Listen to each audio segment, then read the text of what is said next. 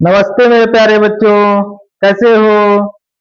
हम आपके लिए लेकर आ गए भौतिक विज्ञान का अति महत्वपूर्ण टॉपिक, जिसमें हम पढ़ने वाले हैं अवतल दर्पण के द्वारा बनने वाले प्रतिबिंब का निरूपण। हम एक ही चित्र में आपको बता दे रहे हैं, फिर उसके बाद हम अलग अलग वीडियो में डिटेल से हम पढ़ने वाले हैं। जैसे हम अवतल दर्पण के द्वारा अगर हम प्रतिबिंब का निरूपण करें तो कैसे करते हैं, आइए देखते हैं। फिर अगर हम देखें इसमें जो वैल्यू होती है आगे, दर्पण के आगे अगर हम देखें तो दर्पण के आगे जितनी भी वैल्यू होती है वो माइनस की रहती है, और दर्पण के पीछे जितनी भी वैल्यू रहती है, चाहे यू हो, चाहे यू हो, चाहे एफ हो, वो सभी वैल्यू क्या रहेंगी, प्लस की रहेंगी। देखते हैं कैसे क्या होता है। इसमें अगर हम एक दर्पण ले लेते हैं अवतल दर्पण, क्या ले लें, अवतल दर्पण। थोड़ा बड़ा बना देते हैं, ये अवतल दर्पण है। अवतल दर्पण की पहचान क्या होती है? उभरा हुआ भाग खुरदरा होता है, ढका हुआ भाग क्या होता है, वो परावर्तक पृष्ठ होता है। इसका मुख्य बिंदु होता है यहाँ पर, मुख्य अक्ष की रेखा यहीं से गुजरती है। इस मुख्य अक्ष रेखा ये होती है मुख्य अक्ष की रेखा। ये कौन सी रेखा होती है, मुख्य अक्ष की रेखा। और बीच वाला जो पॉइंट होता है इसको हम बोलते हैं ध्रुव P। ये मेरे प्यारे बच्चों क्या है, ध्रुव P है।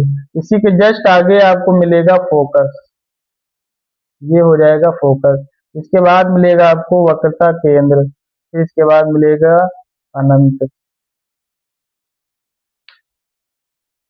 ये फोकस हो जाएगा, वक्रता केंद्र और अनंत।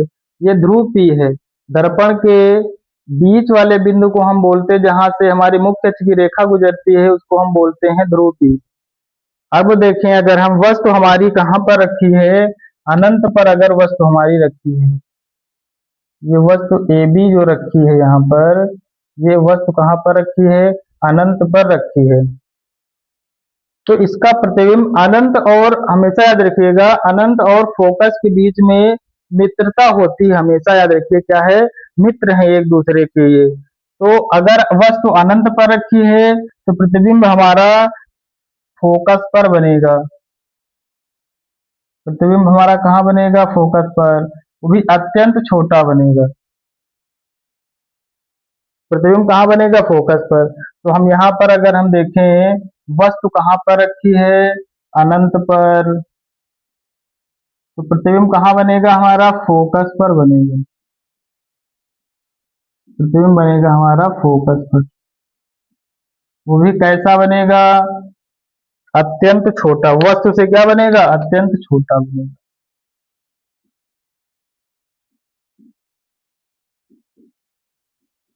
अत्यंत छोटा बनेगा।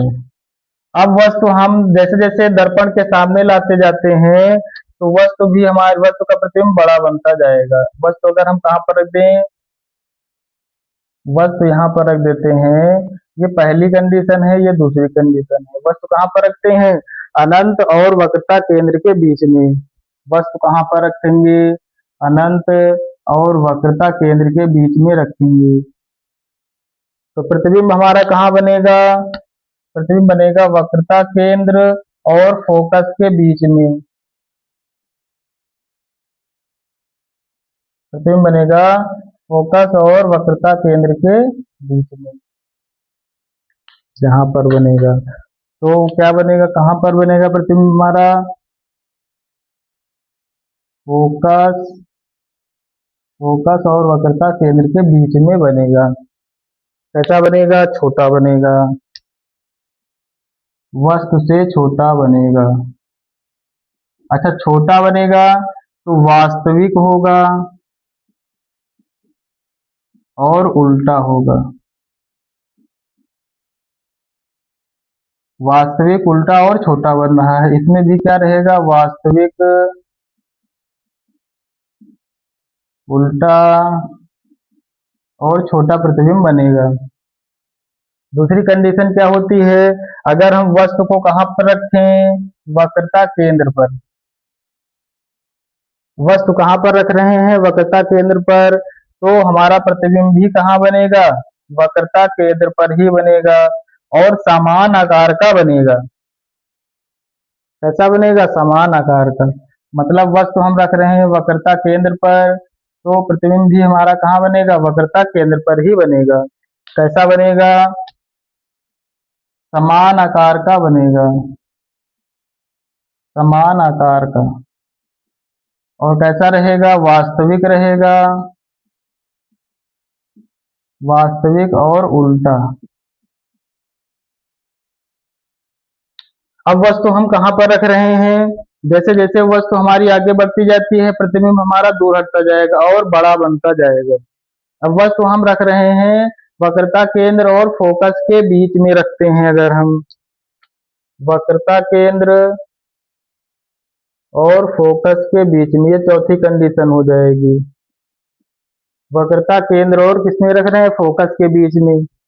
वक्रता केंद्र फोकस के बीच में रखेंगे तो प्रतिबिंब हमारा बनेगा अनंत और वक्रता केंद्र के बीच में बनेगा। प्रतिबिंब कहाँ बनेगा? अनंत और वक्रता केंद्र के बीच में बनेगा, वो भी बड़ा बनेगा। कहाँ पर वस्तु रख रहे हैं? वस्तु रख रहे हैं वक्रता केंद्र और फोकस के बीच में। वक्रता केंद्र और फोकस के बीच में वस्तु रख रहे हैं तो प्रतिबिंब हमारा बन रहा है अनंत और वक्रता केंद्र के बीच में। अनंत और वक्रता केंद्र के बीच में बनेगा। वस्तु से बड़ा बनेगा। वस्तु से बड़ा बनेगा। ऐसा बनेगा? वास्तविक बनेगा। वास्तविक उल्टा बनेगा ये, और वस्तु से बड़ा प्रतिबिंब बनेगा। अब वस्तु हम कहाँ पर रख रहे हैं? वस्तु अगर हम रखे हैं फोकस पर, ये पांचवी कंडीशन हो जाएगी। वस्तु कहाँ रख रहे हैं? फोकस पर, तो प्रतिबिंब हमारा कहाँ बनेगा? अनंत पर, और काफी आवर्धित बनेगा। काफी कैसा बनेगा? आपको आवर्धित मतलब बड़ा बनेगा। ये पांचवी कंडीशन हो जाएगी। वस्तु कहाँ पर रख रहे हैं? फोकस पर, तो प्रतिबिंब हमारा कहाँ बनेगा? अनंत पर बनेगा। तो काफी क्या हो जाएगा? बड़ा बनेगा। वस्तु से अधिक बड़ा। वस्तु से अधिक बड़ा बनेगा, आवर्धित हो जाएगा ये। मतलब वास्तविक बनेगा और इसमें उल्टा बनेगा। वास्तविक भी बनेगा, उल्टा बनेगा और वस्तु से अधिक बड़ा बनेगा, काफी बड़ा। अब वस्तु कहाँ पर पहुंचेगी? फोकस और ध्रुव P के बीच में। वस्तु कहाँ पहुंची? फोकस और ध्रुव P के बीच में अगर वस्तु रखोगे तो प्रतिबिंब हमारा हमेशा याद रखिएगा दर्पण के पीछे बनेगा और वस्तु से बड़ा बनेगा, आभासी बनेगा, सीधा बनेगा और वस्तु से बड़ा बनेगा। वस्तु कहाँ पर रख रहे हो? फोकस और ध्रुव P के बीच में। फोकस और ध्रुव P के बीच में। फोकस और ध्रुव P के बीच में अगर वस्तु रख रहे हो तो कहाँ बनेगा? दर्पण के पीछे प्रतिबिंब बनेगा।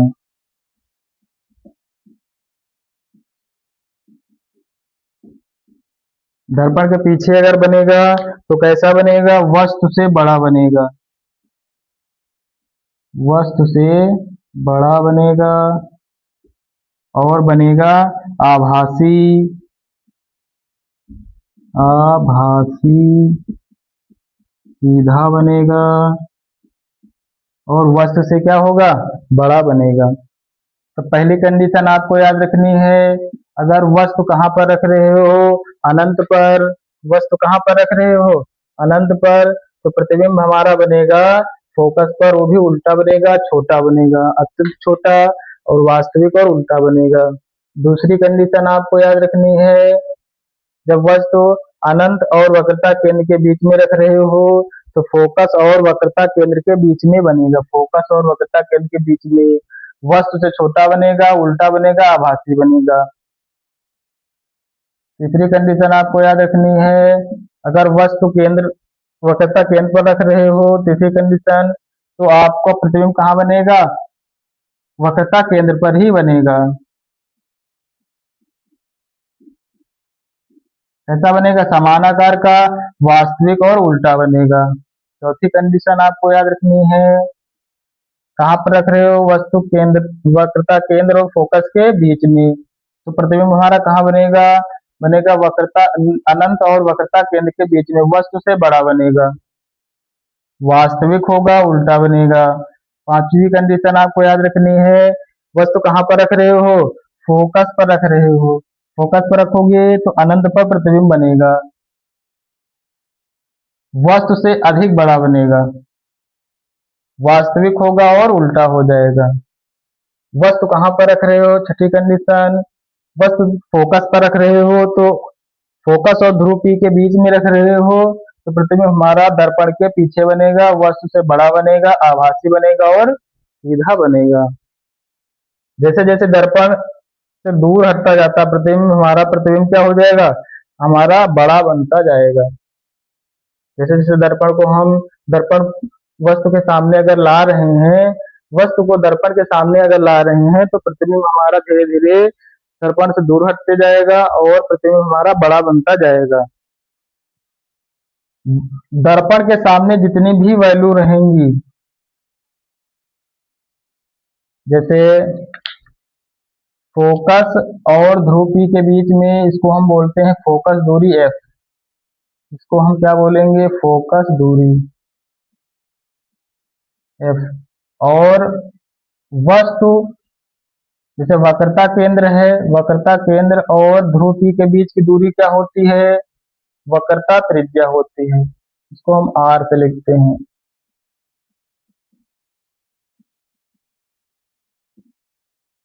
अगर कोई भी वस्तु है, जैसे मान लीजिए वस्तु हमारी रखी है अनंत पर, और फोकस और अनंत के बीच की दूरी क्या हो जाएगी?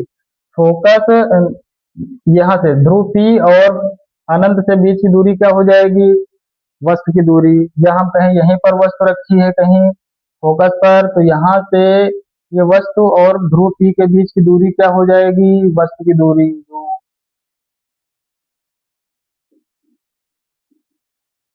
ये वस्तु की दूरी हो जाएगी।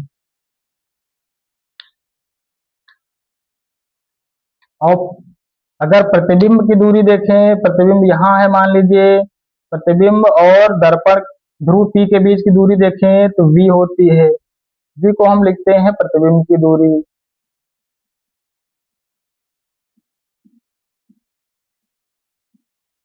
ध्यान से समझो, ये क्या होता है? अगर हम देखें फोकस और ध्रुव P के बीच की दूरी को हम किससे लिखते हैं? f से। f क्या होती है? फोकस दूरी। अगर वस्तु ले ले, वस्तु और दर्पण के बीच की दूरी को हम देखेंगे तो u से लिखते हैं। u की क्या होती है वैल्यू? वस्तु की दूरी होती है।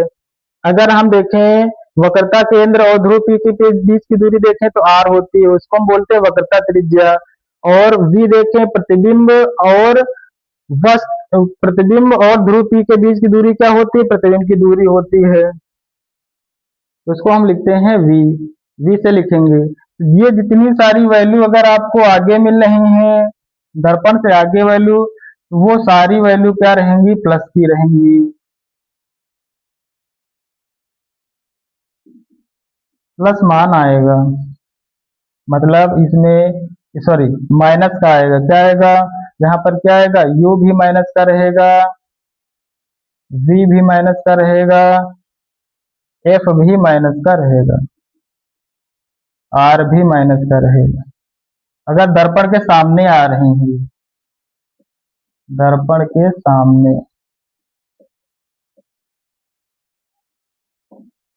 और दर्पण के सामने जितने भी प्रतिबिंब बनते हैं, हमेशा याद रखिएगा वास्तविक बनेंगे,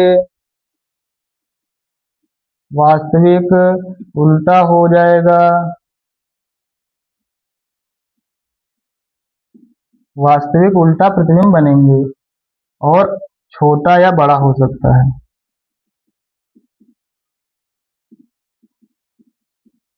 दर्पण के पीछे जितने भी प्रतिबिंब बनेंगे ये आभासी बनेंगे।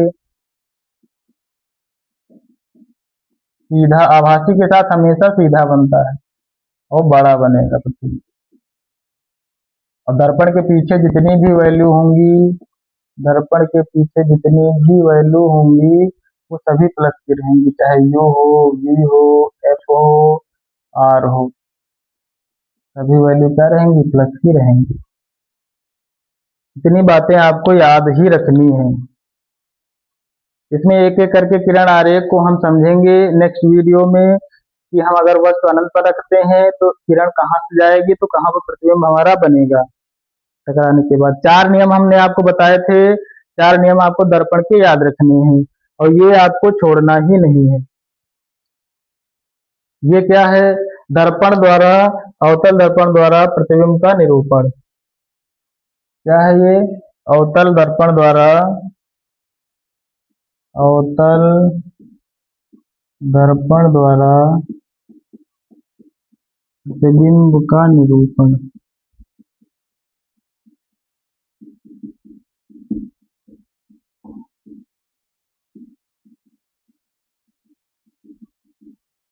इसको एक बार वीडियो को फिर से देखना और पूरे टॉपिक को ध्यान से समझना। एक बार ध्यान से देख लोगे यहाँ दिमाग में छप जाएगा।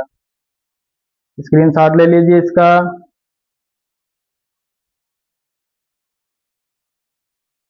उम्मीद है आप स्क्रीनशॉट ले लिए होंगे और इसको आप नोट्स जरूर बनाते रहे होंगे।